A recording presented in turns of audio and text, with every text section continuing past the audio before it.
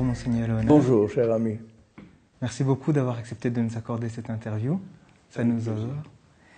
Et commençons directement par une question relative au rôle de l'Église et à la place des jeunes. Parce que comme notre journal Jambo News est lu par beaucoup de jeunes, notamment beaucoup de jeunes de la diaspora africaine, et on se rend compte que de plus en plus, la foi et la religion semblent avoir une place de moins en moins centrale dans la vie des jeunes, surtout ici en Occident.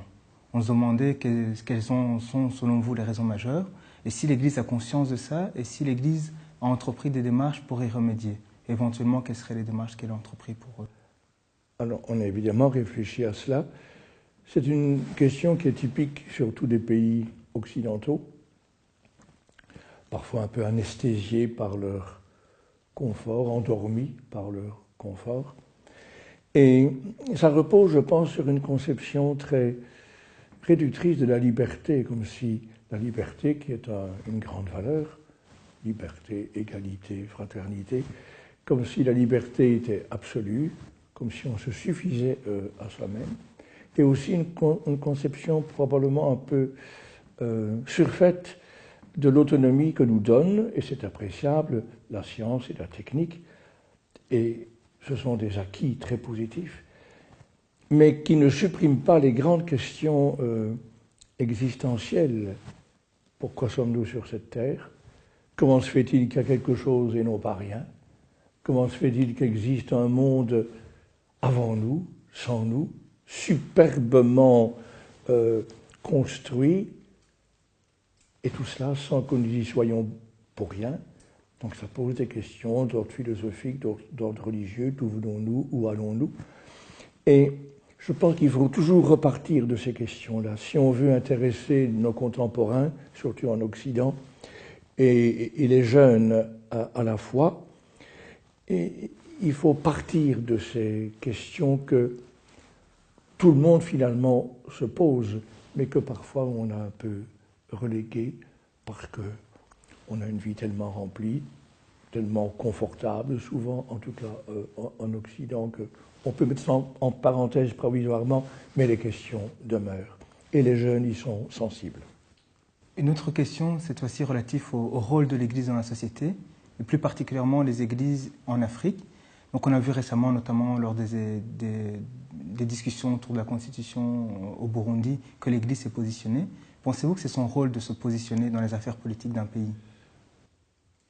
Elle a un rôle à jouer dans toutes les questions qui touchent la société, mais jamais en interférant directement dans un processus politique. L'Église n'a pas sa place dans un parlement, elle n'a pas sa place dans la préparation des lois.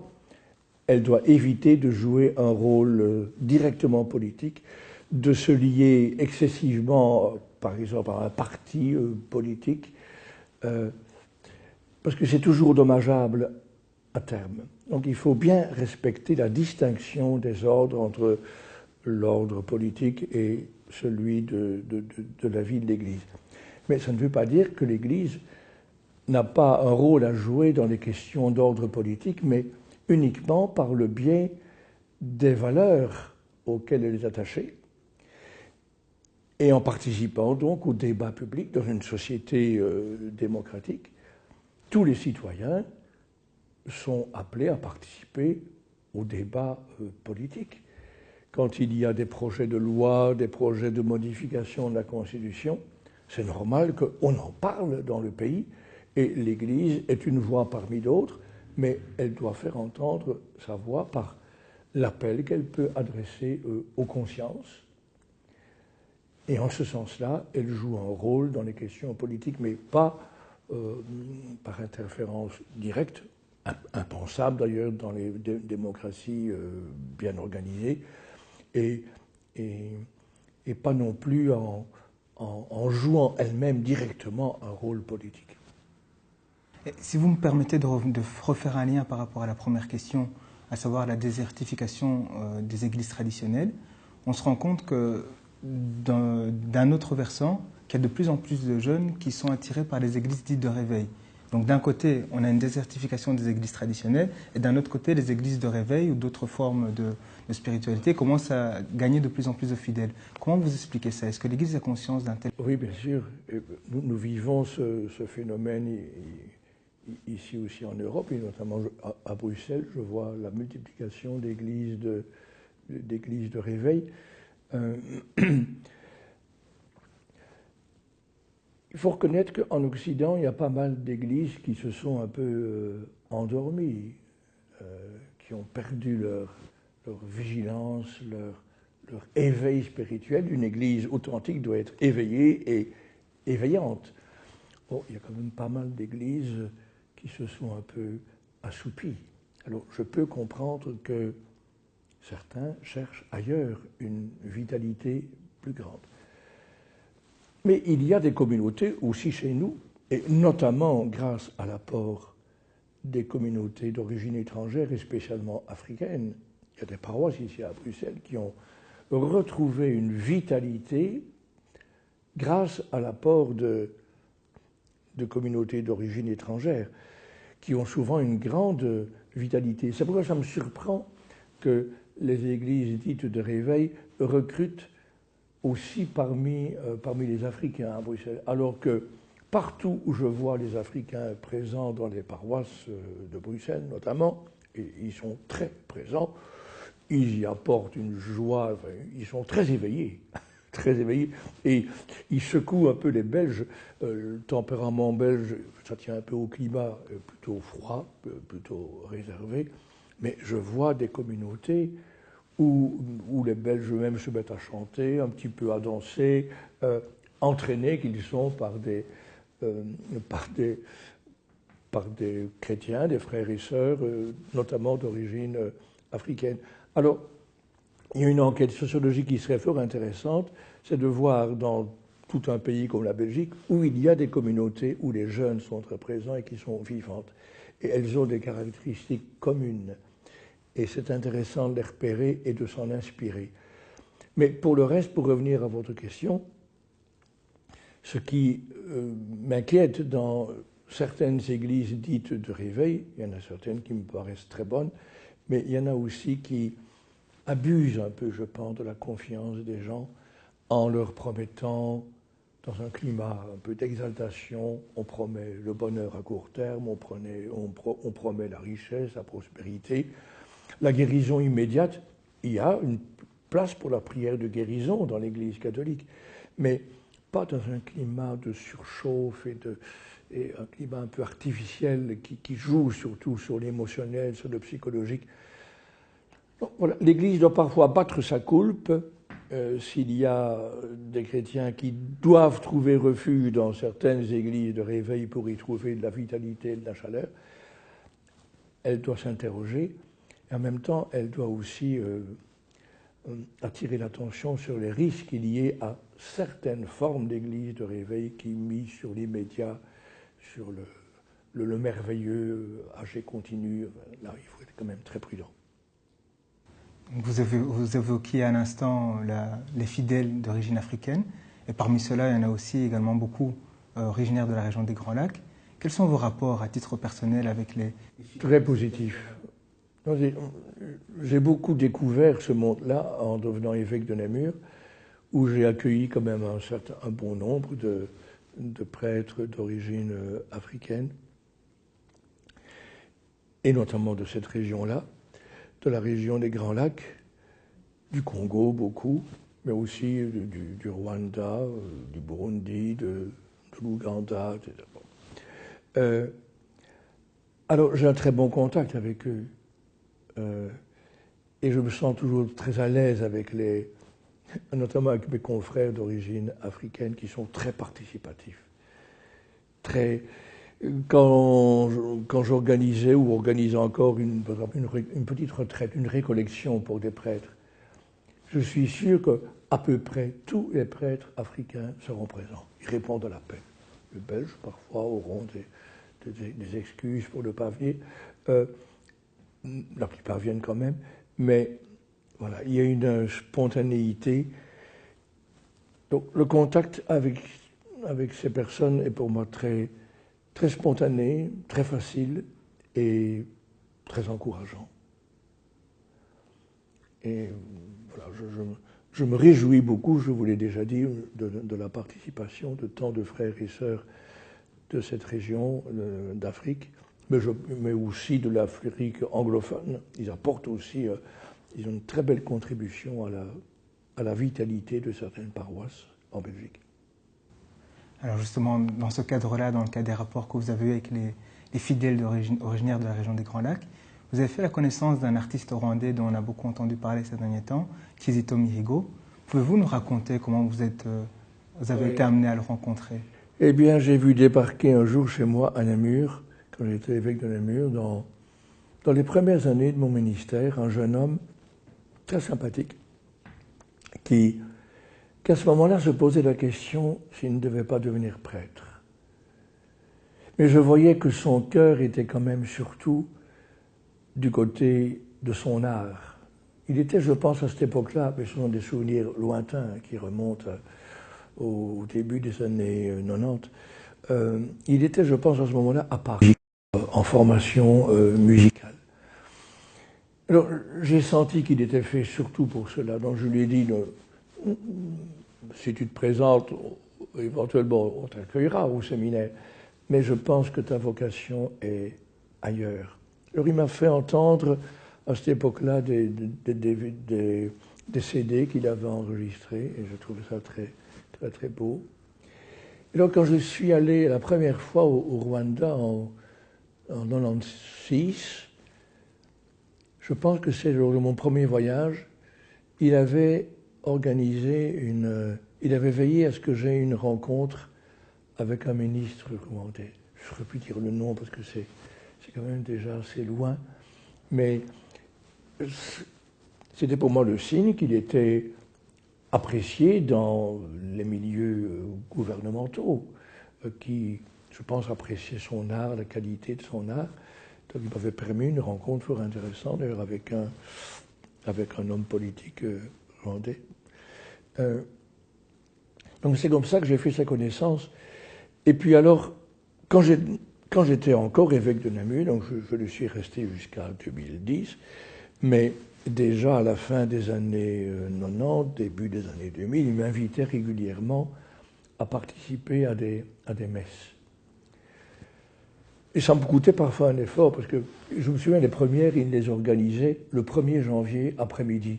Alors, bon, j'avais vécu quand même un petit peu le Nouvel An avec certains membres de ma famille. On avait quand même bu 2-3 verres de vin. Et alors, il fallait, l'après-midi, prendre la voiture pour aller à Bruxelles, dans des quartiers que je ne connaissais pas. J'étais encore un provincial, je ne connaissais pas beaucoup Bruxelles. Trouver l'église où ça se passait. Mais alors, j'admirais la profondeur de sa prière, la beauté de son chant. Même si je ne comprenais pas les paroles, ben enfin, il y avait souvent une traduction en français. Je trouvais cela au meilleur sens du terme envoûtant, fascinant par la beauté. Alors, il organisait ces célébrations avec tous les Rwandais, toutes marques confondues, prier ensemble pour les victimes du génocide, mais aussi pour les victimes de toutes les violences dans le monde. Et je trouvais que c'était très réussi comme ambiance. C'était très fraternel, très profond. J'ai adoré cela. J'ai répondu à tous ces appels quand il m'a demandé de participer à des célébrations de ce genre. Et quel souvenir vous direz que vous gardez de lui actuellement? Je garde de Kizito le souvenir d'abord d'un homme très simple, profond, une foi profonde, une vie de prière profonde, et un homme inspiré. Quand je le voyais se mettre à son orgue pour lancer des chants, puis pour chanter lui-même, j'avais le sentiment qu'il était vraiment habité par quelqu'un, par l'Esprit Saint, disons, inspiré. Oui. Et alors c'était un homme, je dirais, très sincère, très authentique, idéaliste, peut-être comme beaucoup d'idéalistes, a-t-il été parfois un peu naïf. Il faisait vite confiance. Mais voilà, une belle personnalité, profonde, avec un talent extraordinaire. Est-ce que c'est sa personnalité qui vous a poussé justement à célébrer les messes qui... Oui, puis aussi ce qu'il me proposait comme but, je trouvais remarquable, après le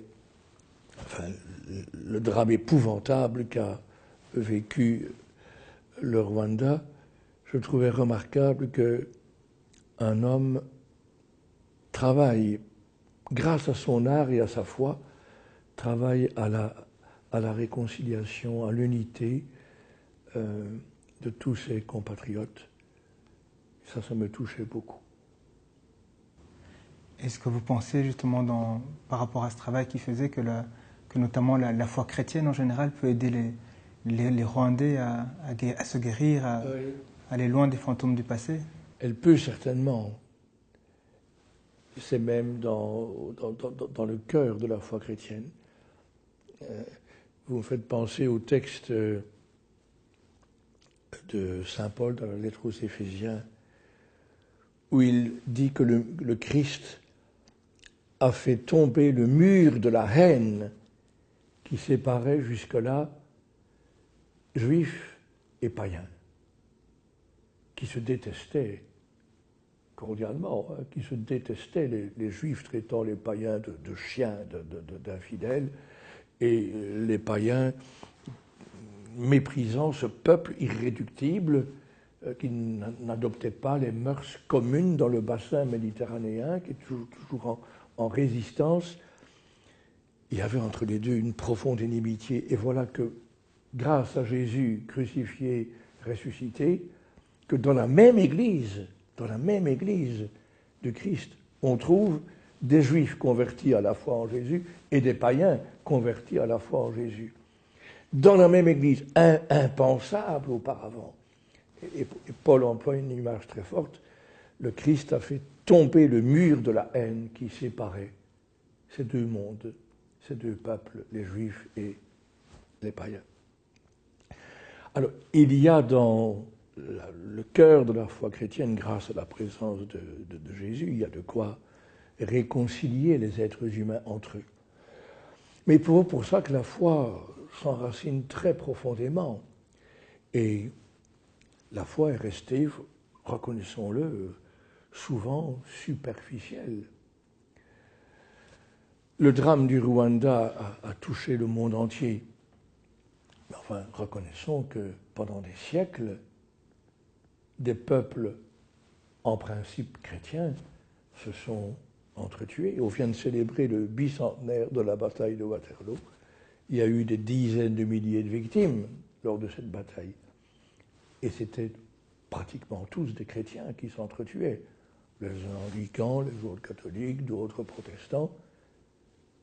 Donc ça montre que l'Évangile, principe de fraternité, de réconciliation, d'unité, n'avait pas atteint les profondeurs du cœur humain pour qu'on se livre de pareilles batailles. Bien sûr, ce n'étaient pas les soldats sur le terrain qui voulaient s'entretuer, ils étaient téléguidés par ceux qui décidaient la guerre à leur place. Mais n'empêche, entre peuples chrétiens, en tout cas de culture et de tradition chrétienne, on s'est entretués. Donc il faut que la foi s'enracine très profondément pour pouvoir être un facteur d'unité qui résiste malgré les tensions tribales, malgré les conflits d'intérêts, les intérêts économiques divergents. Mais c'est possible. Mais le Seigneur doit être patient pour que la réalité qu'il apporte pénètre profond dans le cœur humain. Il faut des siècles. Je pense qu'en Europe, en tout cas en Europe occidentale, on va difficilement pouvoir s'entretuer. Mais on a derrière nous des siècles de tueries effroyables. Mais voilà, l'Église peut être un facteur, donc à condition que l'Église elle-même toujours se convertisse, parce qu'elle a aussi ces tentations d'égoïsme, de repli. Elle doit toujours se convertir, et si on va assez profondément, elle peut être un facteur de réconciliation. Et c'est ce que j'aimais chez notre Quisito, c'est que ce qu'il proposait, sur un plan limité, de temps en temps avoir une célébration où on prie ensemble, mais ça venait du très profond de sa foi. Il n'était pas seulement quelqu'un qui jouait de la musique et qui chantait des chansons, mais il vivait cela à partir d'une source très profonde et qui coulait en lui, j'en suis convaincu, à partir du Christ. Et ça, c'était très très beau. Et comment, si on doit ramener ce processus de réconciliation à l'échelle nationale, quel rôle de manière plus concrète l'Église peut jouer dans ce processus de réconciliation? J'ai vu que, dans les années qui ont suivi le génocide, j'ai lu quand même quelques documents de l'Église du Rwanda qui m'ont paru très pertinents et qui étaient une contribution à la reprise du dialogue et aux efforts de justice et de réconciliation. Parce qu'il n'y a pas de réconciliation sans justice. Il faut aussi que les crimes commis soient reconnus. Et il y a eu beaucoup d'entreprises sur le plan civil au Rwanda, c'est toutes ces assemblées populaires qui visaient à cela, à ce que on purge en quelque sorte les consciences, mais par l'aveu des fautes et par la reconnaissance des crimes commis. Justice et réconciliation, il y a eu pas mal d'entreprises dans ce sens-là dans la société civile rwandaise et qui ont été très heureusement encouragées par l'Église catholique. Donc c'est une contribution. Je ne connais pas l'évolution toute récente au Rwanda, mais j'espère que l'Église continue à jouer avec humilité, avec modestie, ce rôle.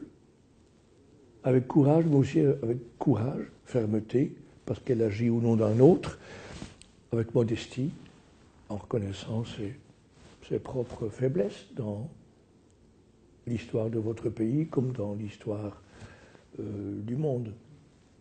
Et pour en revenir à Kizito qu'on évoquait précédemment, est-ce que vous avez gardé contact avec lui depuis son retour au Rwanda?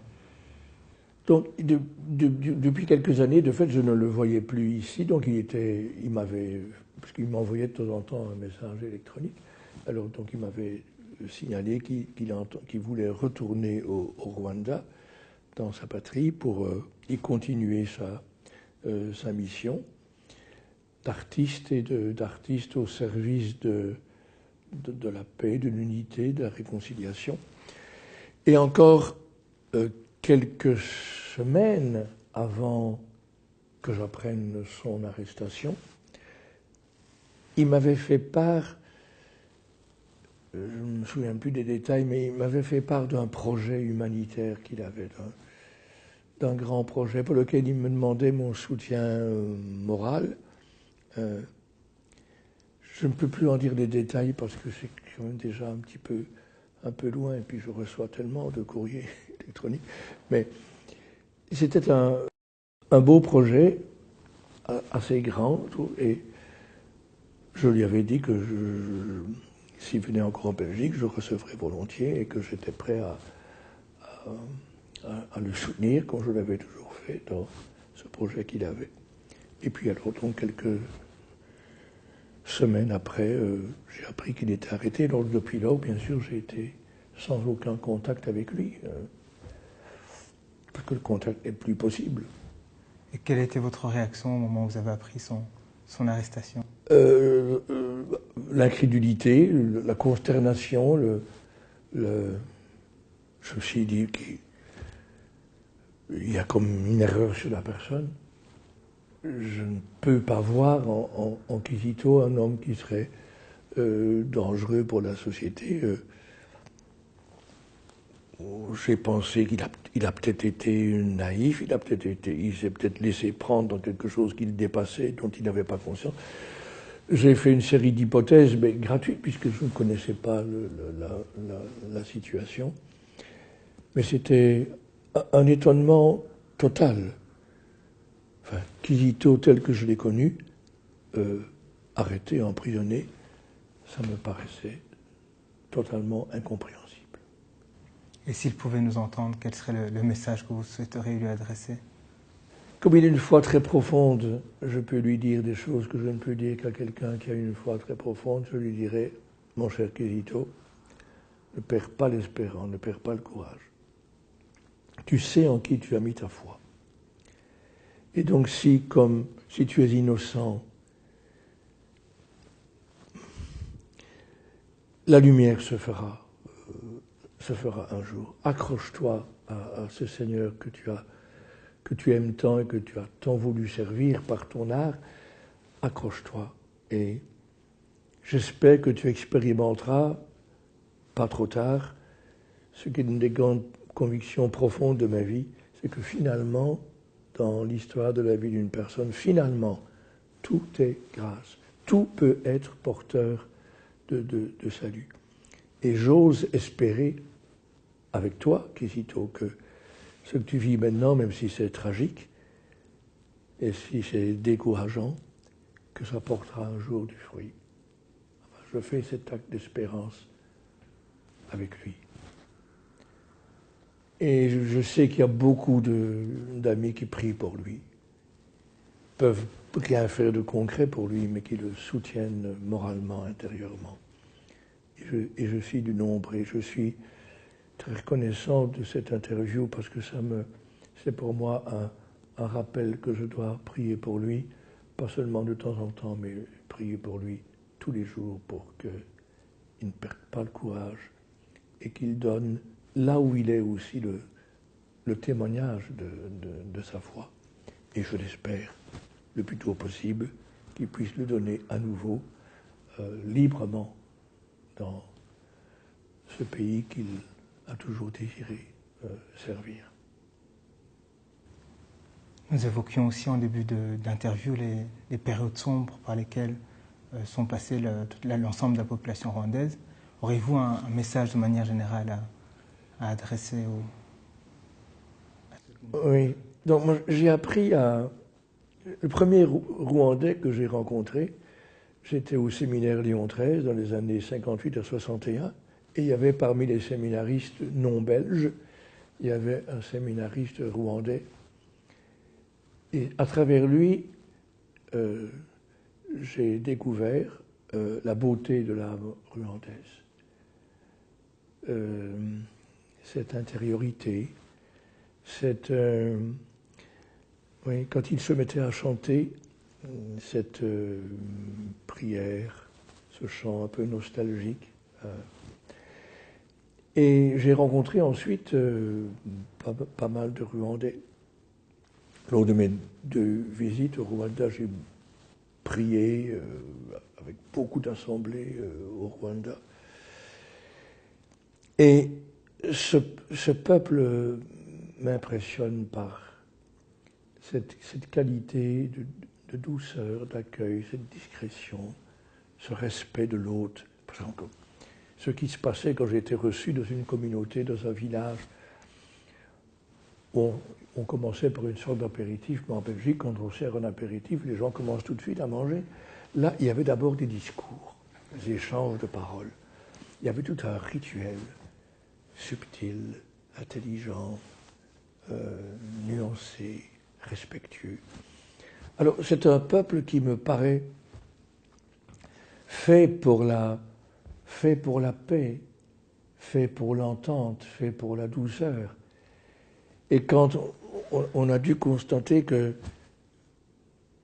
ce peuple a été ravagé par la violence, ça m'a paru une contradiction. Ce n'est la vocation d'aucun peuple, la violence, mais encore moins d'un peuple comme celui-là, où il y a dans le tempérament, cette douceur, ce calme. Voilà, donc je souhaite à mes frères et sœurs du Rwanda la prospérité dans la paix et l'unité retrouvée et toujours à refaire. Dans la prospérité, ça m'a touché la deuxième fois que je suis allé au Rwanda de voir comme le pays s'était, enfin ce que j'ai pu voir du pays, s'était reconstruit. On sent le progrès qui s'est accompli ces dernières années. J'étais aussi impressionné de voir, quand je roulais en voiture le samedi, de voir des gens qui faisaient du travail communautaire pour entretenir la voie publique, pour enlever les déchets, etc. Donc j'ai été frappé par un dynamisme que je ne retrouvais pas dans d'autres pays africains. Mais cette prospérité, qui est un grand bien, elle doit se vivre dans la paix et dans la fraternité retrouvée, malgré des différences, mais qui sont présentes dans toutes les sociétés. La Belgique n'est pas l'Afrique, mais enfin en Belgique on a aussi toujours une unité à maintenir, malgré la grande diversité qu'il y a dans la constitution de notre pays. Mais nous avons appris à vivre nos querelles de manière relativement pacifique. Et c'est un défi, je pense, pour toutes les nations où il y a des différences ethniques, tribales, culturelles. C'est d'apprendre à vivre ensemble en se respectant. Et c'est le vœu que je formule pour un pays qui nous est très cher et auquel, en tout cas, me relie un attachement, pour une part, un attachement du cœur, un attachement, j'oserais dire, sentimental, parce que ce peuple est beau et a une culture très raffinée. Quand j'ai appris un peu comment fonctionnait le Kinyarwanda, qu'elle était à partir de... J'ai lu un livre sur comment fonctionne la langue, et alors j'étais impressionné par la subtilité de cette langue, et qu'on retrouve dans la subtilité de la culture qui est très fine, très, très belle. Tous mes vœux au Rwanda. Terminons, si vous le voulez bien, par une question personnelle. Alors, vous avez récemment remis votre démission au pape qui a été acceptée. Quels sont vos projets futurs lorsque vous n'occuperez plus? Alors, j'aurai un successeur, je ne sais pas quand, mais enfin dans quelques mois. L'enquête que fait le nonce, habituellement, ça dure quand même quelques mois. Mais quand je serai tout à fait émérite, je compte quitter la Belgique. J'ai été pendant 24 ans, 24-25 ans dans ce pays, un évêque très aimé, respecté. J'ai reçu beaucoup de signes d'amitié filiale à mon égard de la part de tant de gens. Et je souhaite ça à tout évêque. J'ai été aussi un évêque controversé, contesté, parfois même par certains détesté. Il y avait de tout. Apparemment, je n'ai pas laissé les gens indifférents. Et je trouve qu'il est sage pour moi, quand je serai émérite, pour le dire familièrement, de débarrasser le plancher, de ne pas rester dans le pays. Et donc je compte me retirer dans un petit sanctuaire en France, où il y a du travail à faire. C'est un sanctuaire voué à la miséricorde, à la réconciliation, et notamment au sacrement du pardon. Et je compte la rendre quelques services, et dans mes moments libres, continuer à lire pour m'instruire un peu, et à écrire pour aider éventuellement par mes écrits. J'ai fait ça beaucoup dans ma vie. J'ai consacré beaucoup mes vacances à écrire des livres. Je vais peut-être continuer pendant les quelques années que le Seigneur me donnera encore, s'il le veut. En tout cas, un tout grand merci, Monseigneur Lona, de nous avoir accordé cette interview. Volontiers, avec plaisir. Merci beaucoup.